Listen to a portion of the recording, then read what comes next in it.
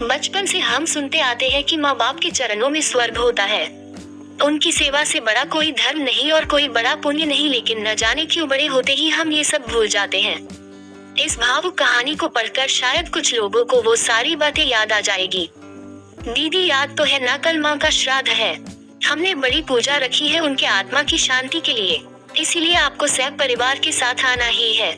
रूही अपनी नंदन कोमल को फोन पर कहती है। तभी कोमल उसकी भाभी को बोली, मैं नहीं आ सकती, आपको तो पता ही है कि उनको छुट्टी नहीं मिलेगी।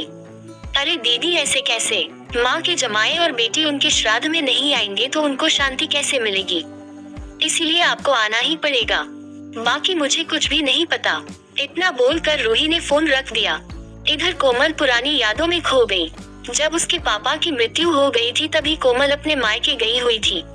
कोमल को माँ बोली, बेटा तुम्हारे पापा मुझे छोड़कर अकेले ही चले गए, पता नहीं अब किसके आधार पर छोड़कर गए। माँ कोमल के गले लगकर रो रही थी। तब कोमल बोली, यह सब लोग तो है ना भैया, भाभी और बच्चे, तो चिंता क्यों करती हो। कोमल कई दिनों तक अपनी माँ के पास रह कर आई थी, लेकिन हमेशा ज्यादातर फोन पर बोलना होता था, कभी कॉल पर तो कभी वीडियो कॉल पर बोलना होता था। बेटा क्या बनाया तूने, एक दिन माँ ने वीडियो कॉल पर पूछा।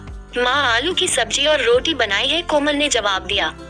माँ बोली, अरे वाह। सब्जी का नाम सुनते ही माँ की आंखों में एक अलग ही चमक देखने की मिली जो कोमल को दिखी। तभी कोमल माँ को बोली, माँ तुम्हें खाने का मन हो रहा होगा तो भाभी को बोलो बना कर दे। कोमल हंसते हुए माँ से बोली। तभी माँ बोली, नहीं नहीं, अब इस उम्र में आलू कहाँ पचते हैं, मैं तो ऐसे ही बोल रही थी, जब तुम्हारे पापा हुआ करते थे तब बहुत बार बनाती थी। भाभी का तो नाम लेते ही जैसे माँ की आंखों की चमक गायब सी हो गई। माँ ने कॉल रख दिया। माँ को क्या हो गया, ऐसे क्यों बोल रही थी, वह सब ठीक तो होगा ना। कोमल अपने आप से बातें कर रही थी। ऐसे बहुत बार खाने की बातों पर बातचीत होने पर माँ की आंखों का भाव बदल जाता, लेकिन ऐसा क्यों था वो समझ नहीं पाई। लेकिन इसके पीछे का राज उसके समझ में आया जब वह छुट्टियों में 2 दिन के लिए मायके गई थी।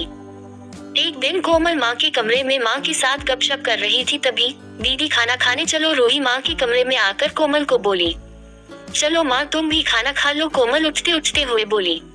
अरे दीदी नहीं नहीं, माँ को क्यों तकलीफ देना, वह यहीं पर ही खाना खा लेगी, आप चलो, रूही बोली।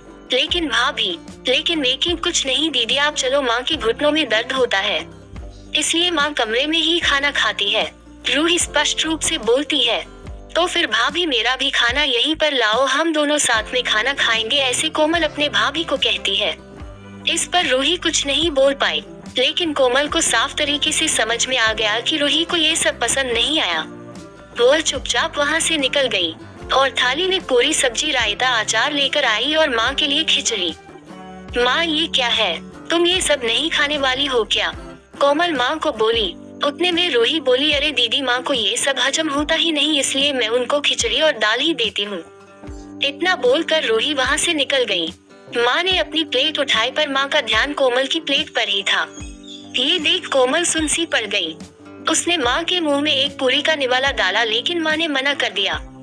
तब कोमल ने अपनी माँ की आंखों में वही भाव देखा था जो वीडियो कॉल पर देखा था। पता नहीं भाभी का डर था या लड़की के निवाले का मोह था।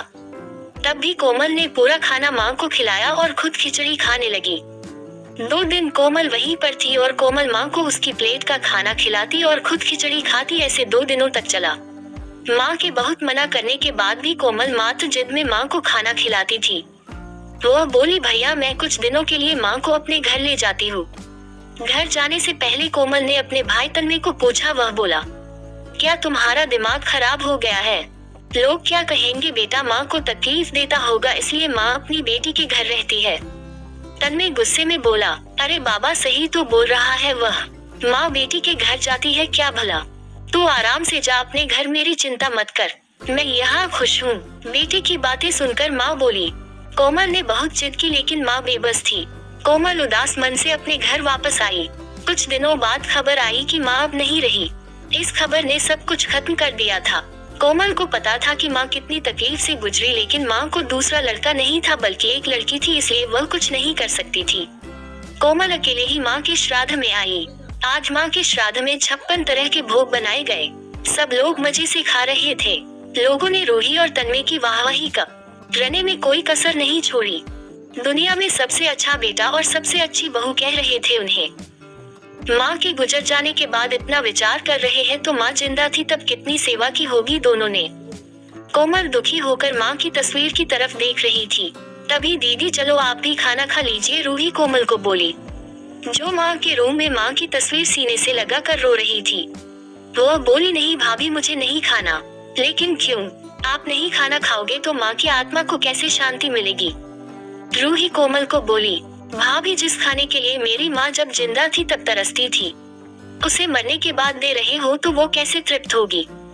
सोचकर देखो एक बार, आज आपने पकवानों का ढेर लगाया है। माँ जिंदा थी तब आपने उनकी मनपसंद खाने के 2 निवाले खिलाए होते तो माँ वैसे भी तृप्त हो चुकी होती। वही माँ का असल में श्राद्ध कहलाता। ये जो भी हो रहा है वह सिर्फ एक दिखावा है। इसकी वजह से माँ कैसे तृप्त हो पाएगी? और जो घर से मेरी माँ अतृप्त होकर चली गई वह घर से मैं कैसे खाना खा सकती हूँ भला? कोमल चीरकर रूही से बोली। तभी वहाँ पर तन्मय भी आ गया। भगवान की लाठी में आवाज नहीं होती है भैया भाभी, वो जब भी किसी पर पड़ती है ना तब जख्म बहुत गहराई तक और न भरने वाली होती है। आप भी तो 2 बच्चों के माता पिता हो, लेकिन मैं भगवान से दुआ जरूर करूंगी कि आप जब तक जिंदा हो तब तक आपको अतृप्त न रखें। माँ ने तो अपना वनवास भोग कर कहीं नया जन्म लिया होगा, लेकिन आपकी जिंदगी बहुत बड़ी है। कोमल ये सब बोलकर माँ की तस्वीर लेकर चली गई। पीछे रूही और तन्मय की गर्दन शर्म से झुक गई। दोस्तों, माँ बाप जिंदा है तब तक उनकी सेवा करना, उनकी हर इच्छा पूरी करना, वही उनका असली श्राद्ध होता है। उनकी मृत्यु के बाद कितने भी 56 भोग बनाए सब व्यर्थ है।